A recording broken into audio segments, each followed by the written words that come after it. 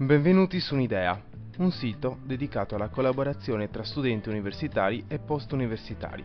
L'obiettivo di Un'idea è creare uno spazio dove condividere idee e realizzare progetti, unendo competenze e professionalità attraverso il web. Su Un'idea, studenti e creativi possono incontrarsi, scambiare le proprie idee e partecipare a dei concorsi, il tutto senza dover condividere lo stesso spazio fisico. Infatti, gli strumenti messi a disposizione dal sito permettono un'interazione a distanza ricca e funzionale. Utilizzare Un'idea è semplice, rapido e intuitivo. Per entrare a far parte della community è sufficiente effettuare una semplice registrazione, durante la quale verranno forniti i propri dati personali, le proprie competenze e un indirizzo mail attivo. Una volta inserite le generalità, l'utente, in questo caso Francesco, riceverà una mail di conferma sulla casella di posta elettronica indicata.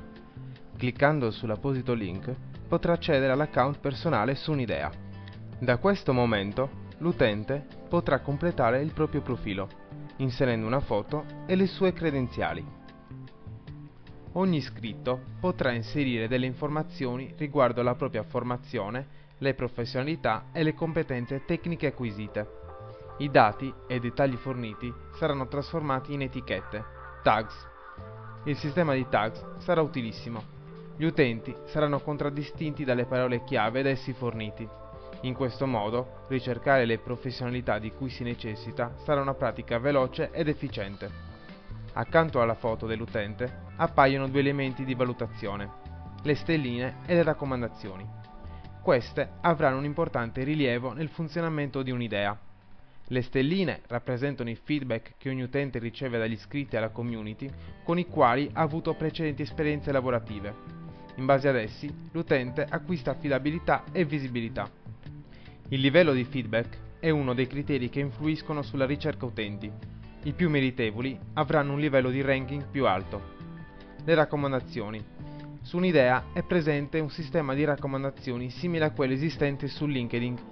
Ogni utente può raccomandare un altro utente indicandolo come particolarmente meritevole tramite un breve commento di testo. Una volta elaborato il proprio profilo, l'utente potrà accedere alla propria homepage personale. Questo spazio sarà fondamentale per l'interazione con il resto della community. Qui potrà compiere diverse azioni come modificare il profilo, osservare gli aggiornamenti dei propri contatti nella sezione I miei contatti e seguire le proprie attività. Inoltre, leggere i messaggi di posta su I miei messaggi. Nella parte centrale della pagina è presente una bacheca chiamata segnali di fumo, all'interno della quale gli utenti lanceranno proposte e obiettivi. Ogni iscritto avrà a disposizione un massimo di 140 caratteri. Il sito Un'idea punta a favorire l'interazione tra gli utenti.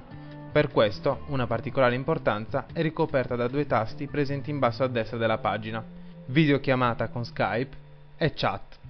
Attraverso queste funzioni l'utente può entrare in contatto direttamente con gli altri iscritti ad Un'idea.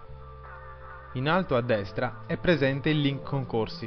Grazie ad esso l'utente potrà accedere ad una sezione dove sono presenti diversi contest. All'interno l'utente potrà visionare bandi pubblici, richieste di aziende o società private o iniziative avviate da università. Un'idea propone un'ampia gamma di concorsi. L'utente, selezionando il concorso, potrà accedere a maggiori dettagli. In questo caso, sceglie il contest indetto dalla famosa Griff Giorgio Armani.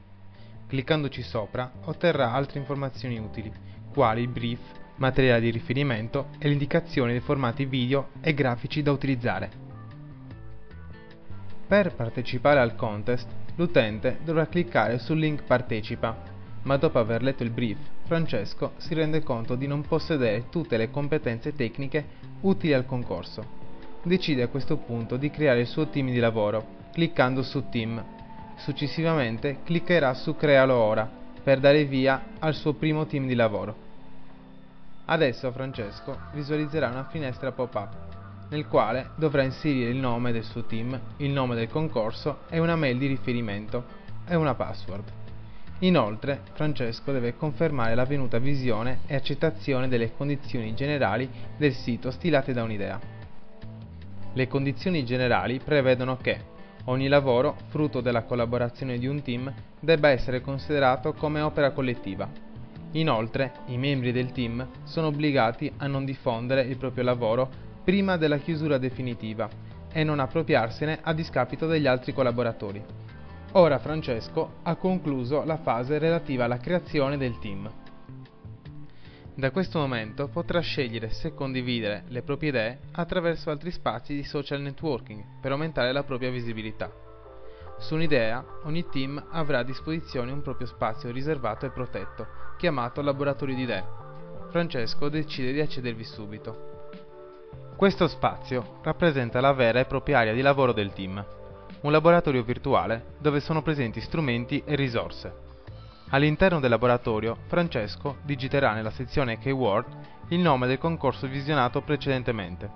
Non gli resta che cercare un collaboratore adatto per il suo team. Cliccando sul link ricerca collaboratori, apparirà un sistema di ricerca basato sulle tag. Inserendo le parole chiave, come nell'esempio, basterà cliccare su cerca. Come risultato apparirà una pagina contenente una lista dei potenziali utenti con il quale collaborare, selezionata grazie ai criteri di tagging. I risultati della ricerca mostrano Marco e Maria Giovanna, entrambi designer con qualche esperienza. Marco figura ancora come studente, mentre Maria Giovanna risulta neolaureata. Francesco presta attenzione alla presenza delle stelline e delle recommendation degli utenti e decide di approfondire la conoscenza di Marco. Si reca quindi a visualizzare la sua pagina personale, trovando alcune informazioni riguardanti le competenze, il percorso di studi e i progetti portati a termine. Dopo aver valutato queste indicazioni, Francesco decide di invitare Marco nel suo team, per contattarlo direttamente, conoscerlo e capire se possa essere la persona adatta al suo obiettivo.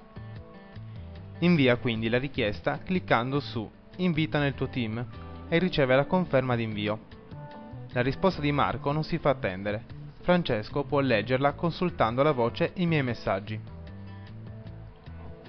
Ora i due utenti possono comunicare e conoscersi meglio.